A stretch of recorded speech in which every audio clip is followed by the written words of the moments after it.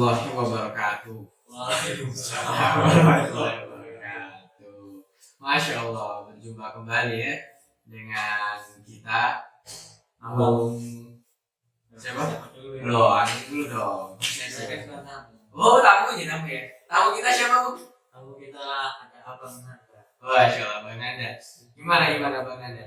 Tolong perkenalkan diri. Ya, Biar pemirsa tahu. nama saya Naja Kurniawan. Saya dari Blitar dan kebetulan dibalas sebagai mahasiswa Universitas Negeri Malang. Sudah PDKT ya? Masya Allah, lu pindah Blitar sekarang? Memang kelahirannya. Oh, kelahiran Blitar. Banyak Ya, karena sawananya bukan Blitar. Oh, aku mana tahu ya? Oh, ya tahu dong kita. Berarti asli Blitar. Iya, untuk kelahiran saya Blitar dan saat ini domisili di Malang karena sebagai mahasiswa. Mahasiswa ya, Masya Allah. Mahasiswa di mana? Di Malang, di mana tempatnya? Ini tepatnya di Universitas Negeri Malang dan nanti kawan-kawan kalau misalnya yang bermain di UN pasti banyak nama saya. Oke, Masya Allah. Berarti sudah berapa tahun menggeluti di dunia akademik? Ini berjalan 2 tahun. Dua tahun. Pasti banyak karya yang sudah diciptakan ya, Wah, sama. terutama tulisan-tulisan artikel-artikel. Oh, tapi lebih seringnya saya tulis satu-satu. Tulisan-tulisan. Iya, terkenal nih Mas Nanda ini. Kata-katanya masalah percintaan itu benar-benar. Saya pernah mendengar puisi-puisi Anda tentang percintaan. Mungkin bisa dikasih contoh sedikit Mas Nanda. Sepertinya butuh ruang dan waktu yang pas untuk bilang. Oh, Luar biasa. Oh iya, di UM ambil apa Mas? Di sini saya mengambil program studi bimbingan dan konseling untuk tingkatan pasca sarjana. Pasca sarjana, Masya Allah, S2 bro. Pasca sarjana bimbingan konseling. Waduh, Masya Nah, Allah. bimbingan konseling itu kan di apa namanya, di pendidikan itu ada dari tingkat dasar, menengah. Nah, Mas Nanda ini fokusnya di mana? Kalau kami karena sudah berada di level pasca sarjana ini lebih untuk rumpun secara umum, jadi dasar hingga ke tinggi, gitu. Sehingga tidak ada fokus untuk apakah itu khusus di pendidikan dasar, menengah atau atas, tapi merumpun ke 3 tingkatan itu tadi. Gitu. Karena tujuannya Luar untuk biasa. mempersiapkan. Berarti selama 2 tahun kira-kira fokus apa saja yang digeluti pada saat menulis karya-karya seperti artikel ataupun curhatan kita? Curhatan apa Pak? Curhatan. Aduh, curhatan.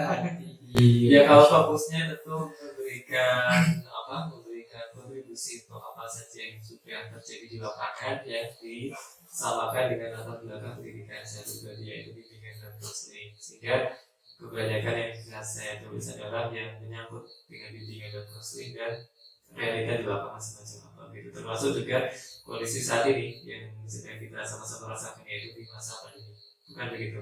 Ya, betul sekali. Betul. Memang dalam masa pandemi ini ya, bukan hanya dari kalangan pemerintahan dan lain-lain juga yang kebingungan. Guru, murid, siswa. Nah, bimbingan konseling di sini kalau di dalam sekolah tuh strukturnya termasuk dalam apa Mas? Guru atau gimana? Karena kita kan bingung ini. Oh iya. Jadi mohon dijelaskan. Kita masih polos. Kita kan nggak tahu apa-apa. Tapi masalahnya sudah pernah masuk ruang BK kan? Masuk aja pernah, tapi nggak masuk aja. Kita masuk aja nggak ada kasus. Saya kan anaknya bersih. Kebanyakan masuk ruang BK karena kasus. Wah, ini beda. Karena emang anak rekodnya alhamdulillah bersih. Jadi saat ini itu ruang BK itu menjadi hal yang sangat mengerikan. Nah betul, ngomong. Iya benar. Ketika siswa kan dari yang biasanya ada BK ini SMP ya, SMP dan sama SMA. Ketika sudah mendengar nama ruang BK atau ruang BP, itu pasti udah konotasinya something wrong gitu. Keluar dari ruang BK itu ada surat yang sampai. Gimana? Tolong jelas. Pertama, posisinya di sekolah itu BK itu termasuk atau guru atau gimana, dan kemudian kok ada stigma negatif yang timbul di siswa itu gimana? Ya, jadi secara regulasi pemerintah posisi BK ini bagian yang integral, artinya tidak terlepas dari sistem pendidikan. Sistem pendidikan terkecil yaitu di sekolah. Di situ ada kepala sekolah, kemudian ada supervisi dan juga ada pembelajaran, lalu ada bimbingan dan konseling. Semua sistem itu menjadi satu komponen untuk menjalankan pendidikan pembelajaran kepada siswa. Nah, jadi posisi kami pun juga sama dengan guru mata pelajaran yang lain, yaitu ingin memfasilitasi semua siswa agar bisa lebih berkembang lebih baik sebelum ketika mereka masuk sekolah dan bisa bersiap untuk keluar sekolah menghadapi masa depan gitu. Ya, baik itu dalam bidang pribadinya, baik dalam bidang karir, belajar maupun sosial. Dan mengenai stigma negatif ini memang sudah sangat berkembang sejak awal bimbingan konseling itu ada di Indonesia. Karena memang semula adanya itu karena memang yang dilayani kebanyakan memang yang sedang bermasalah dalam tanda kutip. Ya, tapi barangkali itu bisa mulai dirubah saat ini dengan mengatakan anak itu bukan bermasalah tapi memiliki potensi yang belum bisa tersalurkan. Jadi kan bahasanya bisa beda. Penggunaan kata mempengaruhi makna. Nah, bisa jadi semacam itu. Karena kita juga mengetahui saat ini kan banyak media-media yang memudahkan kita untuk mencari informasi, sehingga terkadang bahkan guru-guru sendiri pun juga kesulitan mencerna memilih kata-kata kan begitu. Sehingga akhirnya bisa mempengaruhi siswa-siswa yang baru dalam kategori belajar. Nah, begitu. Sehingga harapannya bimbingan konseling ada baik di segala situasi itu yaitu tadi membantu bekerja sama dengan guru mata pelajaran maupun kepala sekolah untuk bisa memfasilitasi siswa mengembangkan potensinya. Makanya itu memfasilitasi ya, berarti yang perlu ditekankan itu yaitu memfasilitasi. Memfasilitasi bukan menghakimi. Iya, betul. Ya, berarti di sini yang perlu dijelaskan bagaimana memfasilitasi peserta didik agar stigma-stigma bimbingan konseling itu berubah dari yang digambarkan bahwa BK itu mengerikan menjadi yang lebih menyenangkan. Oh ya, baik. Jadi untuk merubah stigma itu pertama bisa dimulai dari diri sendiri sebenarnya. Diri sendiri itu kalau yang disasar adalah guru BK, tentu guru BK-nya dulu. Guru BK-nya itu yang perlu untuk menata perannya di sekolah seperti apa sih. Nah, begitu. Dan juga tidak lupa bahwasanya sebelum BK berkembang semaju ini di awal-awal mula kemunculannya itu sering terjadi kesalahpahaman tugas dalam menjalankan program bimbingan dan konseling. Seperti salah satu contohnya yakni ada beberapa tenaga guru BK yang memang itu bukan berasal dari latar belakang BK. Pendidikannya bukan jadi bukan bisa dikategorikan demikian, bukan berlatar belakang BK, dan barangkali di sekolah itu pun juga sudah sangat tidak terlalu memperhatikan hal yang kecil semacam itu. Karena kan kita melihat sendiri untuk perkembangan sekolah saat ini besar, ada yang menyebutkan bahwa sekolah itu sebagai ladang bisnis, sebagai ladang apa, sehingga orientasi pendidikan yang awal mula pendidikan sekolah itu memang untuk mengembangkan siswa, lambat laun semakin berkurang, sehingga dari personilnya pun juga kurang mendapatkan perhatian. Seperti disebutkan tadi ya, masuk BK hanya ketika ada masalah. Ini kan memang gitu. Jadi ketika ini yang menjadi PR, karena bisa berkali tadi dari peran BK yang masih belum jelas didukung dengan latar belakang yang juga tidak jelas dari guru BK sendiri. Sehingga itu tadi memang kita perlu untuk melihat ulang sebenarnya tenaga BK ini sudah profesional atau belum. Salah satu kriteria profesional jika di peraturan itu yakni satu berlatar belakang pendidikan minimal sarjana S1 BK. Yang kedua bisa ditambahkan dengan kompetensi mengikuti sertifikasi pendidik sebagai guru BK. Itu dua kriteria minimal itu yang setidaknya menjadi modal awal agar bisa program BK di sekolah itu dapat terlaksana. sehingga itu bisa mengurangi setidaknya stigma-stigma negatif semacam itu sih. Masya Allah. Begitu. Akhirnya kita tercerahkan. Karena selama ini saya juga menangkap Ya. siswa yang keluar dari ruang BK itu pasti bermasalah. Nah, itu Padahal belum tentu ya. belum tentu, karena itu tadi ada mungkin yang bisa kita lakukan itu tadi untuk menjelaskan secara sederhana, secara bahasa mungkin ya. Iya. Yang awalnya itu siswa masuk BK karena bermasalah, coba kita sekarang geser sedikit kata-katanya. Yang disebut masalah ini adalah siswa datang ke BK karena dia belum bisa mengembangkan potensinya. Nah, itu bisa semacam itu.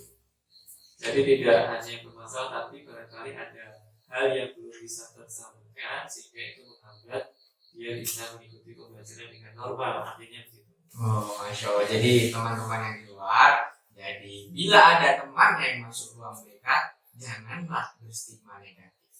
Ingat. Nah ini kan tadi masih latar belakangnya, belum menjawab pertanyaan saya. Gimana? Apa pertanyaannya?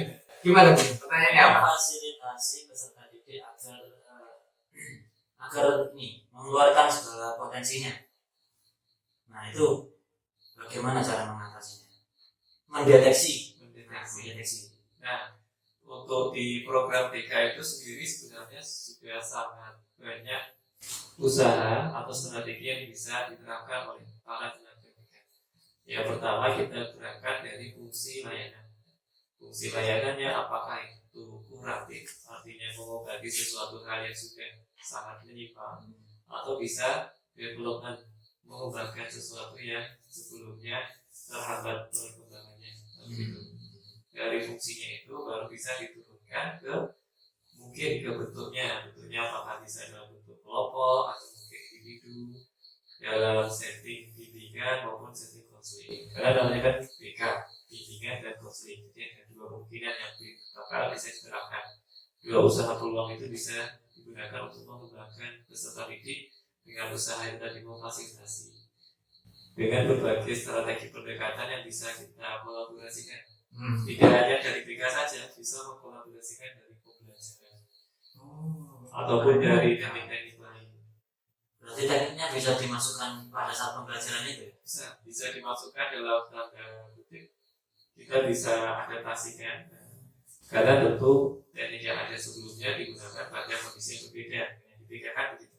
Jadi kita harus perlu tetap memperhatikan sasaran dan juga fungsi layanannya ini nanti mau digunakan apa sih, dan juga siapa yang kita sasar begitu. Karena setiap teknik juga melihat dari sasarannya, siapa saja personil yang ikut nanti dalam teknik semacam itu. Masya Allah. Berarti ini kalau misalkan kolaborasinya bagus antara pembelajaran dan konseling, sepertinya peserta didik kita itu anak-anak SD, SMP itu bisa mengeluarkan segala potensinya di kelas itu ya, di kelas. Enggak harus di luar tapi di kelasnya, di kelas. Masya Allah. Antum tadi bilang SD ya Bu ya? Ini menyangkut SD. Sebelum kita ke ada lagi yang lebih jauh, saya ini penasaran kan, karena saya basicnya pendidikan dasar, basicnya juga PGSD. Ketika saya sampai di SD, masuk di SD, itu nggak ada namanya guru BK. Yang ada guru kelas, guru mata pelajaran itu tambah, kayak agama, olahraga. Nah itu. Namun guru BK ini selama saya pernah masuk ke SD, belum pernah ada di SD itu guru BK. Tolong dijelaskan bagaimana sebenarnya di Indonesia ini, karena kita tahu murid SD zaman sekarang itu ya perkembangan psikologisnya sepertinya lebih cepat gitu daripada kita dulu ya Mas ya. Karena memang ya perkembangan teknologi juga mempengaruhi. Gimana? Iya, kalau menurut saya kan itu juga adaptif juga ya. Kalau anak usia dasar itu pendidikan dasar. Jadi sebenarnya tergantung lingkungannya. Lingkup guru BK ini bisa masuk mulai dari TK apa SD itu gimana? Atau sebenarnya justru sangat butuh di sekolah-sekolah dasar gitu. Gimana maksudnya? Nah, jadi untuk tingkatan SD memang kebanyakan kita kurang bisa menemukan guru-guru BK. Ya, satu hal yang sangat bisa menjadi alasan mengapa itu terjadi adalah karena memang secara regulasi belum bisa dikategorikan itu tertata. Maksudnya kalau di SMP, SMA kan sudah ada peraturannya. Nah untuk di SD ini sementara ini masih memang belum secara baku peraturan itu ada. Hanya sudah diantisipasi dengan yang kami sebut sebagai konselor ujung. Nah itu jadi konselor ujung atau guru BK ini bertugas bisa dalam waktu 1 pekan beberapa kali pertemuan untuk mendatangi baik itu guru maupun siswa dengan melakukan kegiatan program bimbingan dan konseling yang fungsi, orientasi, dan sistematika pelaksanaannya pun juga tidak jauh berbeda dengan di sekolah tingkatan SMP, SMA maupun di perguruan tinggi gitu.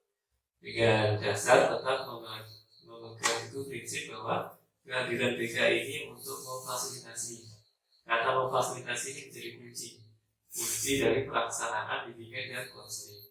Memfasilitasi. Iya, memfasilitasi. Karena kalau anak itu masuk ke bimbingan dan konseling terus mereka merasa tergantung, ini justru yang menjadi PR buat BK. Kalau misalnya anak itu datang ke BK terus justru tergantungkan dengan BK, ini pertanyaan ke BK. Karena sejatinya BK tidak membuat anak itu tergantung, justru lebih mandiri. Yang lebih mandiri setelah mengikuti kegiatan-kegiatan prosesi bimbingan dan konseling, mereka semakin yakin dengan keputusannya, semakin menyadari apa saja potensinya, sehingga dari sana mereka bisa berangkat lebih mandiri lagi ke depan. Nah betul kan, gini, anak zaman sekarang tuh dia mulai SD sudah mulai mencari jati dirinya, biasanya kan gitu kan. Jadi nanti malah anak dulu waktu SD juga ditanya cita-citanya mau jadi apa, bingung. Akhirnya tanya temen, kamu mau jadi apa? Oh ya udah sama. Sebenarnya itu sebenarnya kan memang butuh bimbingan, ya kan? Jadi kamu nih punya potensi di sini loh, harus ada yang menyadarkan seperti itu. Akhirnya kedepannya lebih tertata lagi. Ini sebenarnya kayak gitu kan, juga BK dalam berpelajaran kayak gitu juga. Berarti emang penting adanya BK di sekolah dasar. Memang dulu saya jadi apa? Hah? Jadi apa? Cita-cita. Jadi orang sukses. Amin. Ya tapi entah kenapa memang ketika saya waktu SD cita-citanya jadi dokter ya.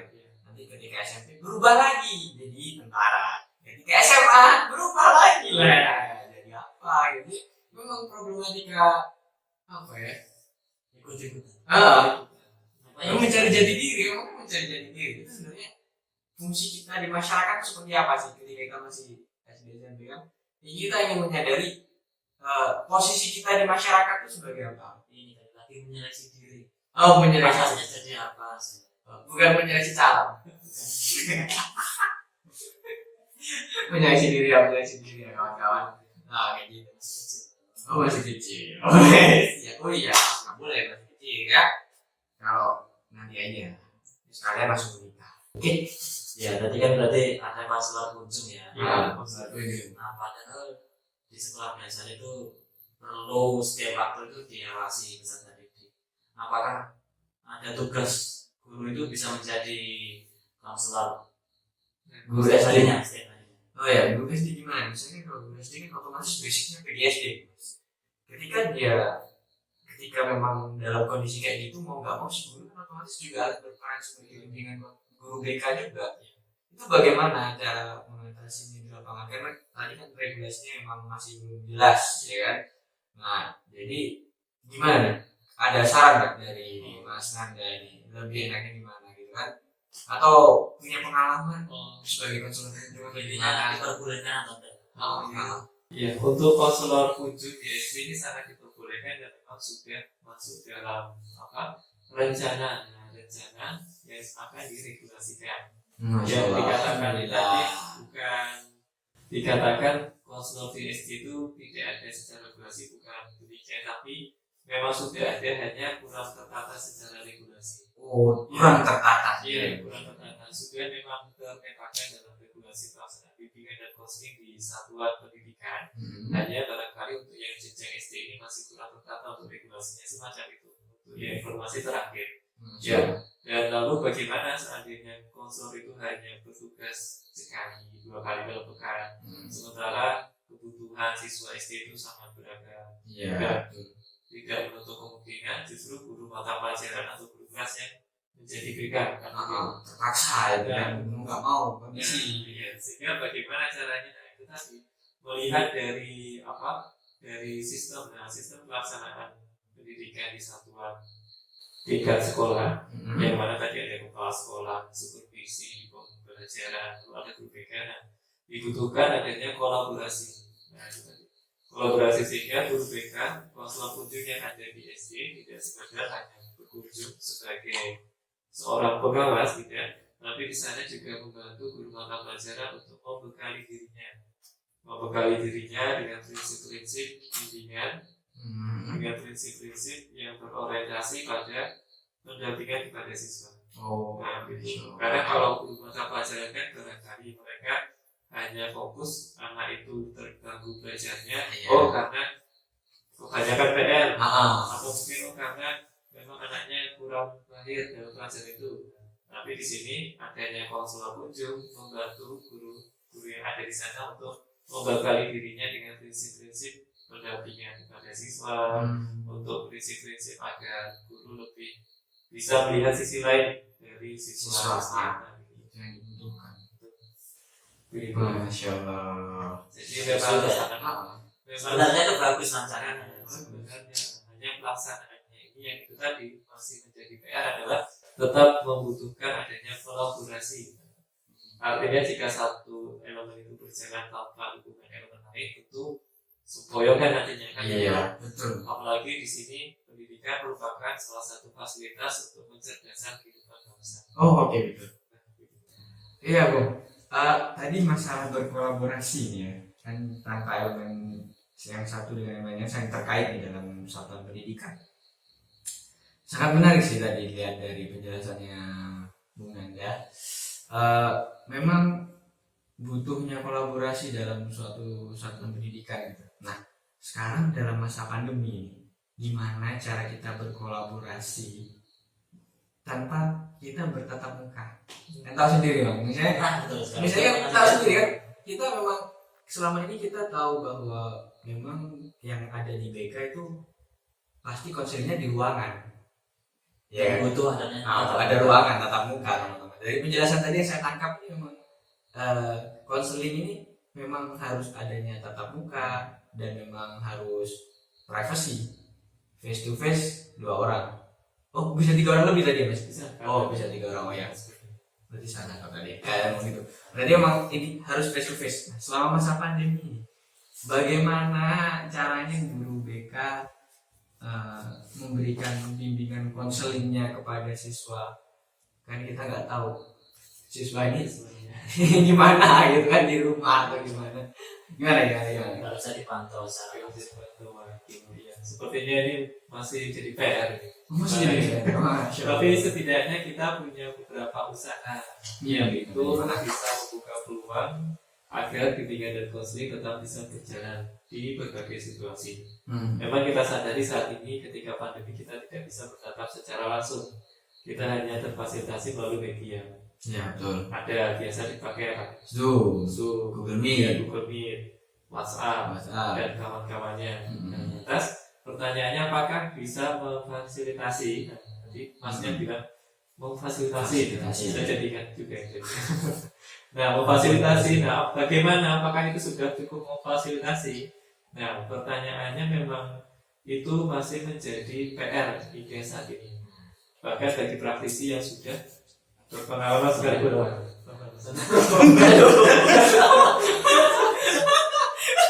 Waduh, kacau, maaf ya. Ya, lanjut. Nah, itu ya.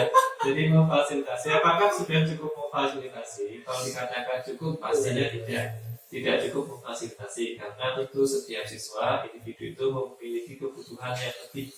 Bahkan ketika bertatap secara langsung pun juga mereka masih punya pertanyaan-pertanyaan lain yang diajukan setelah sesi konseling ataupun bimbingan terakhir.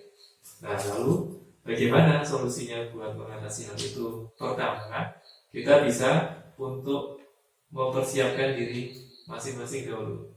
Artinya ketika kita ingin melakukan bimbingan konseling ini untuk praktisi BK ya, untuk praktis BK ataupun teman-teman yang memiliki jiwa helper.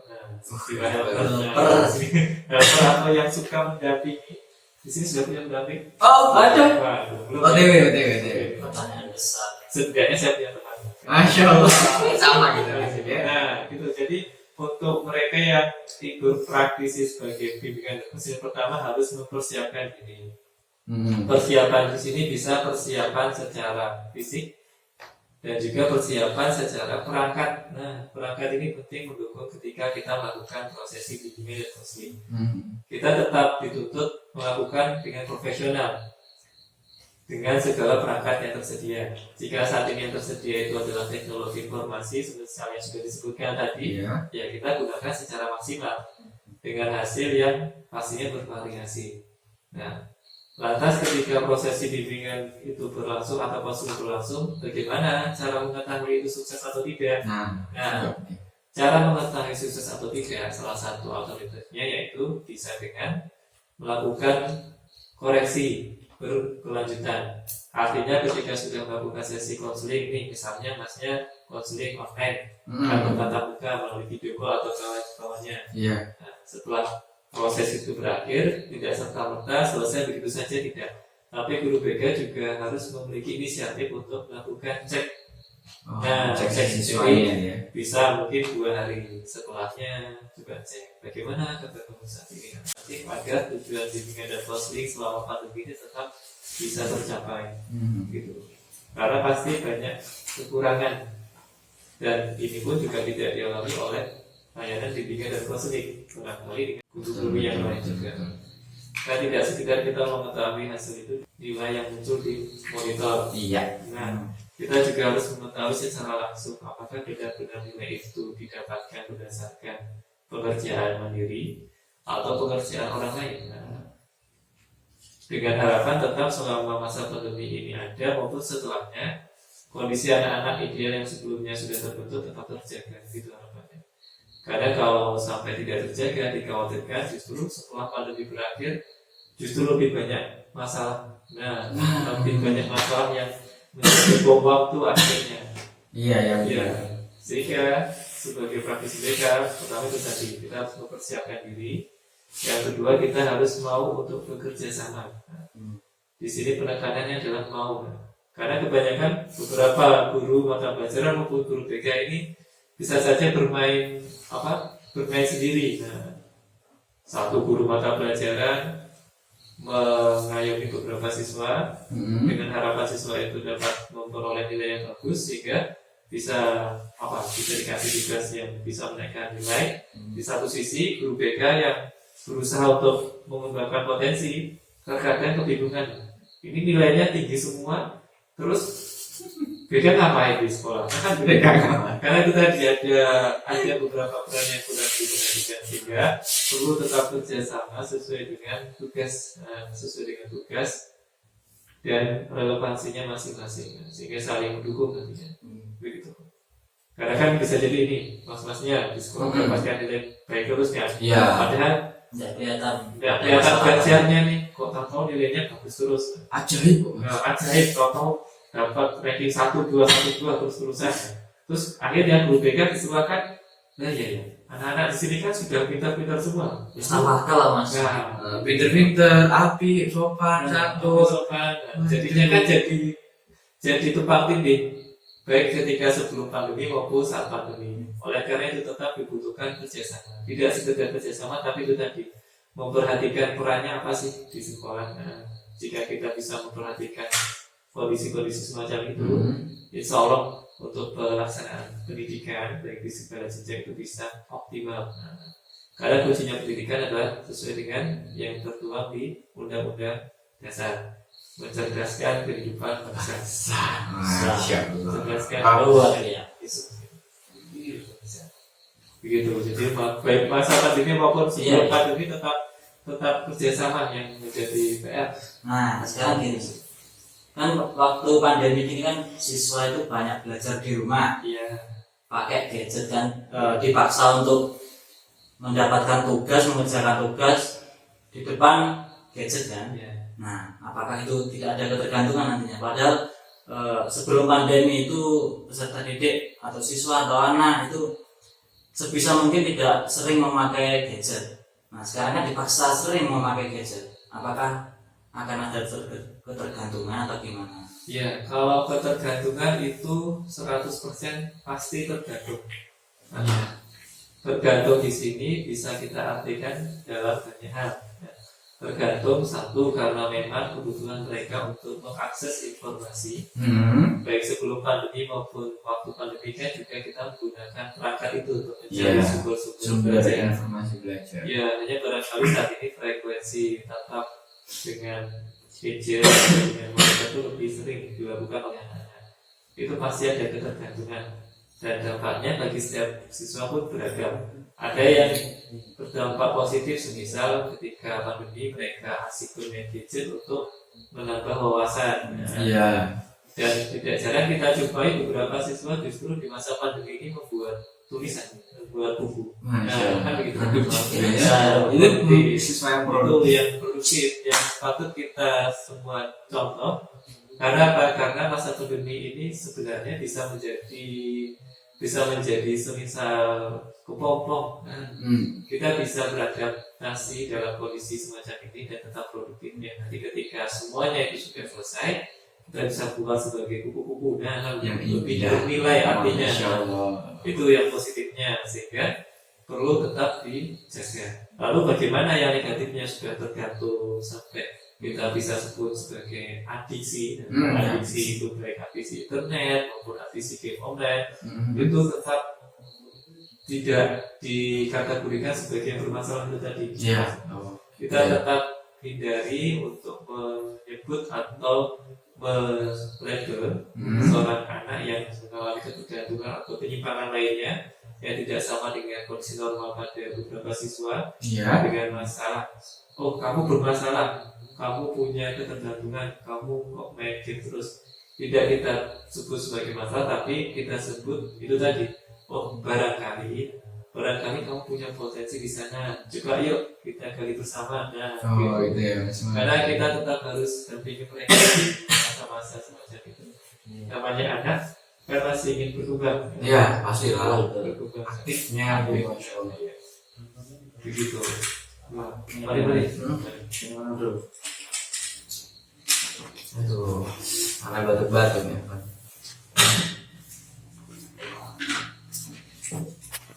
Ya, baik Mas Nanda gini. Kita tahu bahwa pada masa pandemi ini sekarang ya, banyak siswa juga terkendala masalah ekonomi dan juga otomatis terkendala ke masalah fasilitas dalam pembelajaran seperti HP, kuota. Jadi banyak juga siswa yang tidak bisa mengikuti pembelajaran karena tidak bisa membeli kuota, karena HP memang ada handphonenya tapi spesifikasi handphonenya tidak bisa digunakan untuk pembelajaran online. Karena ada juga ada yang fonik ya, atau ada HP memang HP yang smartphone tapi RAM-nya yang kecil, jadi untuk membuka aplikasi buat pembelajaran online itu berat, jadi tidak bisa. Nah, otomatis di siswa ini dia kayak ada semacam kecemasan atau ada kecemburuan juga. Teman saya tuh ikut pembelajaran terus, saya belajar juga ikut pembelajaran jarak, tertinggal informasi dari sekolah. Nah, itu kalau dari pandangan kacamata BK sendiri, menurut Mas Nanda itu gimana sih? Terhadap kasus yang tadi itu kan itu menyerang psikologi siswa kan? Betul. Kayak gitu ya Bung ya? Karena ada yang sudah berusaha pinjam gitu. Soal pinjamnya, iya benar ya. Itu dikasih atau enggak ya? Kan Kalau nggak dikasih itu pasti gimana rasanya? PHP. Aduh, PHP. Janganlah sakit. Ini. Nggak bisa. Iya. Apalagi siswa yang pintar kan dia kayak kesannya biasanya ada siswa yang memang dia rajin pintar, tapi ekonominya kurang gitu. Terus gimana? Aduh, saya kasihan lihat kayak gitu itu. Ya Allah, sedih sekali. Gimana? Nah, iya. Jika yang ditanya itu dari kacamata BK, tentu kami kembali ke kata kunci itu tadi, Mas. Apa kata kuncinya tadi? Fasilitasi. Kita jangan lupa itu kata kuncinya Oh, iya. di BK. Jadi memang BK memfasilitasi kondisi dan apa saja yang menjadi kebutuhan siswa. Nah, tapi jangan terlampau jauh dimaknai fasilitas itu kita harus menyediakan misal siswa terkendala handphone.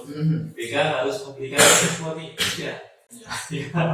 Nanti tekor nanti, gitu bahasa Jawanya.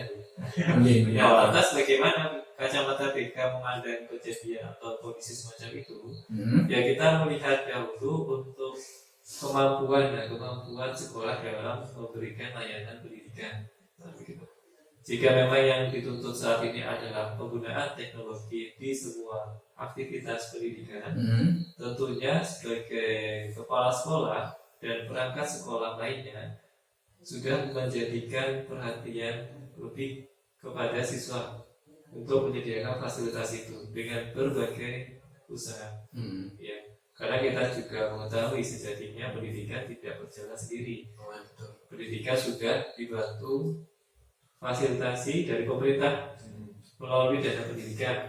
Nah, kita mengenal ada Kementerian Pendidikan, kemudian ada kepala dinas dan lain sebagainya. Fasilitas perangkat itu sudah sangat membantu sebenarnya. Hanya ketika pelaksanaannya ini yang timbul variasi. Variasi ini bisa bersumber dari personil, dari kebijakan, sehingga membuat pelayanan itu terkesan tidak merata. Itu tadi yang dikatakan ada yang sudah terfasilitasi, tapi mungkin dia memiliki daya kognitif ataupun daya pembelajaran yang kurang. Namun justru anak-anak yang pintar atau yang mampu untuk mencapai tingkat pembelajaran tinggi, mereka kurang terfasilitasi. Itu nanti akhirnya bagaimana caranya dan bagaimana dalam perspektif BK menanggapi itu, ya kita kembali lagi memfasilitasi dengan berkolaborasi kita ajak kerjasama. Kalau memang siswa itu masih belum bisa mengakses perangkat-perangkat yang disebutkan, kita bisa alihkan mungkin dengan penugasan lain.